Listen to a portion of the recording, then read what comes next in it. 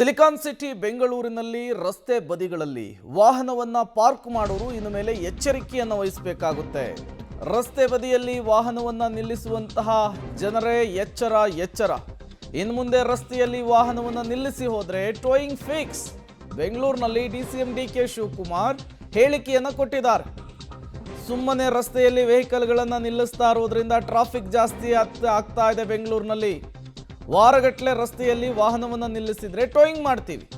Corporation act ಅನ್ವಯ ವಾಹನವನ್ನು seize ಮಾಡಲಾಗುತ್ತೆ. 21 ದಿನಗಳಲ್ಲಿ ಮಾಲೀಕರು ಸಿಗದೇ ಇದ್ರೆ ವಾಹನವನ್ನು ನಾವು ಹರಾಜು ಹಾಕ್ತೀವಿ. ಬೆಂಗಳೂರಿನಲ್ಲಿ ಡಿಸಿಎಂ ಡಿಕೆ ಶಿವಕುಮಾರ್ ಟೋಯಿಂಗ್ ವಿಚಾರಕ್ಕೆ ಸಂಬಂಧಪಟ್ಟಂತೆ ಮಹತ್ವದ ಹೇಳಿಕೆ ಕೊಟ್ಟಿದ್ದಾರೆ. ಈ ಹಿಂದೆ ವ್ಯಾಪಕ ಜನಾಕ್ರೋಶದ ನಿಮಿತ್ತ ಟೋಯಿಂಗ್ ಅನ್ನು ಕ್ಯಾನ್ಸಲ್ ಮಾಡಲಾಗಿತ್ತು. ಅಂತಾರಾಷ್ಟ್ರೀಯ ಮಟ್ಟದ ಸುದ್ದಿ ಕೂಡ ಆಗಿತ್ತು.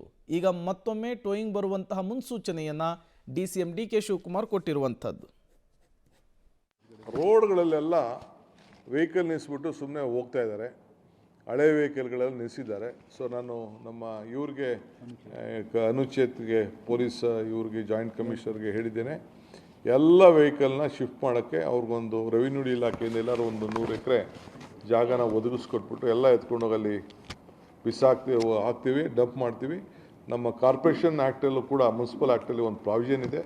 21 ದಿನದಲ್ಲಿ ಅಬಂಡೆಂಟ್ ವೆಹಿಕಲ್ ಅಂತೇಳಿ ಹರಾಜು ಹಾಕ್ಲಿಕ್ಕೂ ಕೂಡ ಒಂದು ಅವಕಾಶ ಇದೆ. ಆ ಪ್ರೋಸೆಸ್ ಕೂಡ ನಾವು ಮಾಡ್ತೇವೆ. ಯಾಕೆಂದರೆ ರೋಡಲ್ಲೆಲ್ಲ ನಿಲ್ಲಿಸ್ಬಿಟ್ಟು ಗಾಡಿಗಳನ್ನು ಆಮೇಲೆ ಟ್ರಾಫಿಕ್ಗೆಲ್ಲ ಭಾಳ ತೊಂದರೆ ಆಗ್ತಾಯಿದೆ. ಅದನ್ನೆಲ್ಲ ಶಿಫ್ಟ್ ಮಾಡಬೇಕು ಅಂತೇಳಿ ತೀರ್ಮಾನವನ್ನು ಮಾಡಿದ್ದೇವೆ. ಟೋಯಿಂಗ್ ಮಾಡೋಕ್ಕೆ ಎತ್ಕೊಂಡೋಗಿ ಒಂದು ಕಡೆ ಬಿಸಾಕ್ತಾರೆ ಆ ವೆಹಿಕಲ್ಗಳನ್ನೆಲ್ಲ. ಆಮೇಲೆ ಕೆಲವು ಏರಿಯಾಗಳನ್ನ ಫಿಕ್ಸ್ ಮಾಡ್ತಾರೆ. ನೋ ಪಾರ್ಕಿಂಗ್ ಏರಿಯಾ ಅಂತೇಳಿ ಪೊಲೀಸವರು ಫಿಕ್ಸ್ ಮಾಡ್ತಾರೆ. ಆ ನೋ ಪಾರ್ಕಿಂಗ್ ಏರಿಯಲ್ಲಿ ಯಾರನ್ನು ಟ್ರಾಫಿಕ್ನ ವೆಹಿಕಲ್ಗಳ ಅನುಕೂಲ ಆಗಲಿ ಅಂತೇಳಿ ಸೊ ಅದನ್ನು ಕೂಡ ಟೋ ಮಾಡ್ಕೊಂಡು ಎತ್ಕೊಂಡೋಗಿ ಬಿಸಾಕ್ತಾರೆ. ಅವರು ನೋಟಿಫೈ ಮಾಡ್ತಾರೆ. ಅದಕ್ಕೆ ಕೂಡ ಪ್ಲಾನ್ ಆಫ್ ಆ್ಯಕ್ಷನ್ ನೀವು ರೆಡಿ ಮಾಡ್ಕೊಳ್ಳಿ ಅಂತ ಹೇಳಿದ್ದೇನೆ. ಇನ್ನು ಮುಂದೆ ರಸ್ತೆಯಲ್ಲಿ ವಾಹನವನ್ನು ನಿಲ್ಲಿಸಿದರೆ ಟೋಯಿಂಗ್ ಮಾಡೋದು ಫಿಕ್ಸ್ ಅಂಥೇಳಿ ಈಗ ಡಿಸಿಎಂ ಡಿಕೆ ಶಿವಕುಮಾರ್ ಹೇಳಿದ್ದಾರೆ. ಜೊತೆಗೆ ವಾರಗಟ್ಟಲೆ ವೆಹಿಕಲ್ಗಳನ್ನು ರಸ್ತೆಯಲ್ಲಿಯೇ ಬಿಟ್ಟು ಹೋಗೋರಿಗೂ ಕೂಡ ಶಾಕನ್ನು ಕೊಡಲಿಕ್ಕೆ ಈಗ ಸರ್ಕಾರ ಮುಂದಾಗ್ತಾ ಇರುವಂಥದ್ದು. ಈ ಹಿಂದಿನ ಸರ್ಕಾರ ವ್ಯಾಪಕ ಜನಾಕ್ರೋಶದ ಬೆನ್ನಲ್ಲೇ ಟೋಯಿಂಗ್ ವ್ಯವಸ್ಥೆಯನ್ನು ಕ್ಯಾನ್ಸಲ್ ಮಾಡಿತ್ತು. ಈಗ ಮತ್ತೆ ಅದನ್ನು ಜಾರಿಗೆ ತರಲಿಕ್ಕೆ ಮುಂದಾಗ್ತಿದ್ದಾರೆ.